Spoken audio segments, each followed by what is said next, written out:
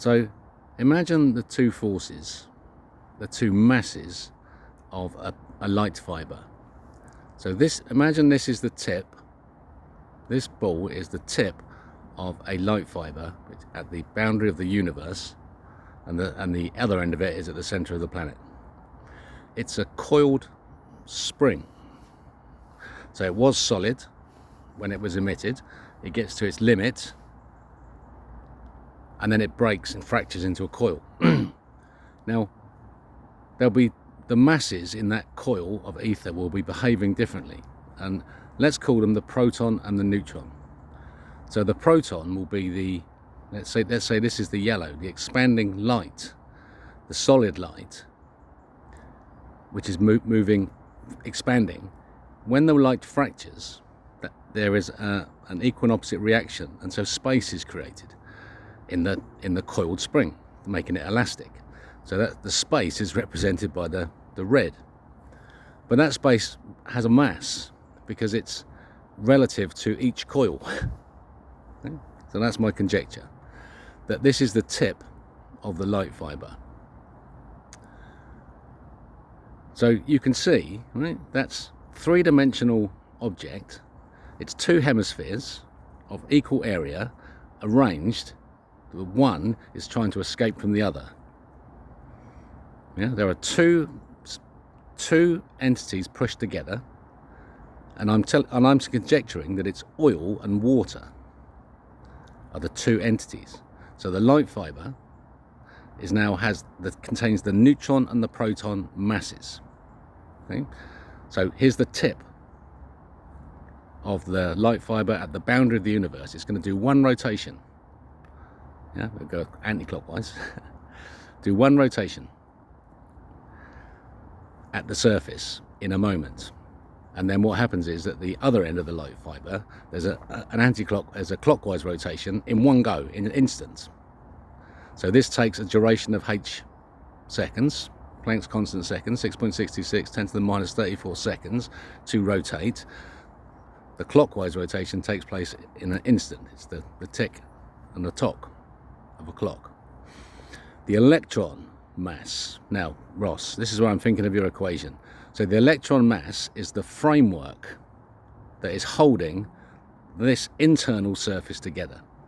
This represents the internal surface of the shell at the tip of the light fibre, and so the electron represents the framework in which it's living, and it's the hexagonals, a surface of infinite hexagons with a pentagon top and bottom in terms of the framework. So that framework is made of the oil film. The actual spectrum of light exists in an oil film on the surface of this internal surface. So the external surface is the oil film, and that's the electron mass. That's the negative, because it's the negative space. So when you have these as the flower of life, you have loads of these arranged, and they're all overlapping until the moment of fracture, when the negative spaces in between become positive and the positive become negative. So that the electron goes positive at the moment that we can't ever see it, because it's the moment of click, when the clock ticks forward in an instant, and it's the moment of consciousness in that moment. It's only it's that brief. In terms of your equation, Ross, the balance is now between the two spaces, the inertial frame of reference, the space, and the expanding light, moving in one rotation, ready to pop. The framework holds it, and now the masses are combined. So you're adding to one and subtracting from the other, forming the mass of the light total at the center, the meter 4, the bending. So now the electron is bending at the center. Inside a hollow shell, there is a moment of bending, the meter 4 created, and it could be, it's the diameter, it's somewhere, it's on the radius of the diameter is where it's created, and that's where the effect of the balance point is now held. So that little beautiful thing that you've described, it now becomes the balance point at the center, which doesn't actually exist, but it does exist because it's the point about which all this action, the expansion and the rotation, is taking place at the center. hence why I think this is now, you've described where the pivot is in terms of the z-plane of the rotation at the center relative to the x-axis, and it's 137 at perfection, represents balance. Yeah, for the system to spin eternally, it's not spinning flat, the z-plane, it's 137, and so the temperature fluctuation is now, should be about 137.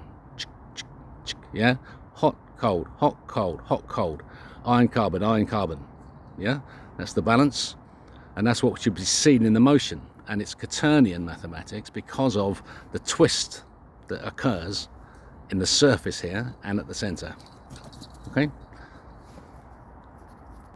that's my ramble from the countryside. Ross, this equation, it's that for me. This is nailed it. You've joined into my work so beautifully. I'm even looking at the chat GPT that Paul sent to see if I can link this here and later. Where's the linking together? I've just started thinking about it. It's in my mind all the time. We're going to nail this. It's exciting times. See you later.